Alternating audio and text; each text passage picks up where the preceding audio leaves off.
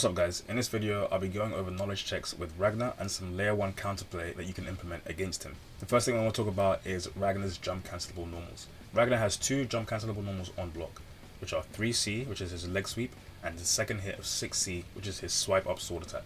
If you're attentive at these points in the string, it can open up opportunities for you to anti him and take your turn back. As for overheads, Ragna has two overheads, just 6B and Hades. These both have their pros and cons. 6B is a normal, it's 24 frames and it's cancelable from 5A, 2A and 2B. If it's blocked or hit, you can cancel into more normals and make it safe or even get a combo from it. Hades is also 24 frames, but it's a lot harder to react to because of the animation. It's cancelable from any normal, it's unsafe, but it does have a follow-up which makes it a little bit tricky to punish.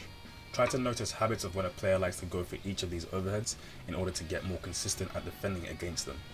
So Hades is a 24 frame overhead that has a follow-up that whiffs on crouches. This is the key part. The way to reliably punish this attack is by blocking the first hit standing and then immediately switching to a crouching state in order to punish the recovery of the second attack.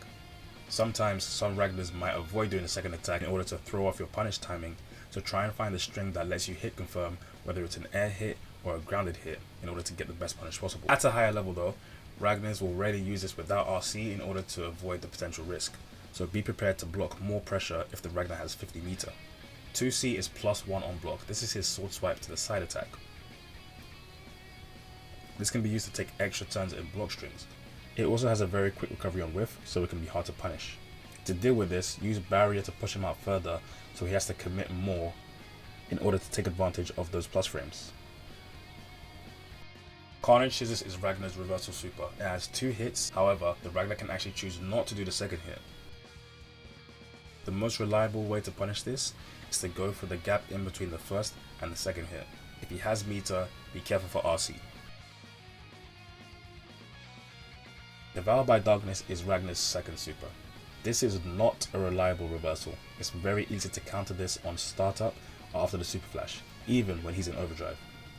However, when he is in overdrive, it does become an unblockable. With resources, he can have access to a real unblockable setup and a fake unblockable setup. The fake unblockable setup looks like this: a block string, into dead spike, into dash cancel, into devour by darkness. You can simply just mash here. On the real setup, however, he does dead spike, into rapid cancel, and then devour by darkness. To get out of this, you have to use counter assault or overdrive.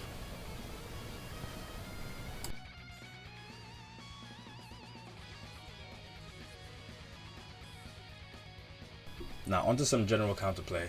One of Ragnar's strongest tools is 6D. This is one of his best tools for resetting pressure, and it can make him feel like he has an infinite block string. So here are a couple ways to dissuade him or punish him for using it. For the biggest punishes, overdrive is going to be your best option, and you're going to overdrive through his active frames and then punish his landing recovery. Invincible reversals are also a good option, DPs, counter assault, counters, and lastly you can also use barrier to push him out further and make it harder for the Ragnar to take advantage of the situation. Next is Ragna's DP. Ragna's DP has a very large horizontal range and it's also pretty quick. He can RC it if it makes contact, which will allow him to take his turn back. If you want to avoid this, try and put a little bit of distance between you when you want to bait it. A backdash will also help, and this will allow you to get a clean punish without playing the RPS of whether he's going to RC early or RC late. Dead Spike is another one of Ragnar's tools for resetting his pressure. You can dash cancel after it on whiff, which will give him more plus frames when he actually gets you to block it. You can avoid this in a couple of ways. First one is to jump during the Dead Spike startup. Be careful, as if he doesn't dash cancel this, he can punish your attempt to punish him. Using a reversal on the Dead Spike startup that reaches is also a good option. And lastly, you can also use barrier to push him out and make him have to commit harder to take advantage of those plus frames. Once you become more familiar with the game and its defensive techniques, you can also use instant block in order to decrease his plus frames and take your turn back. Lastly, we have Blood Scythe.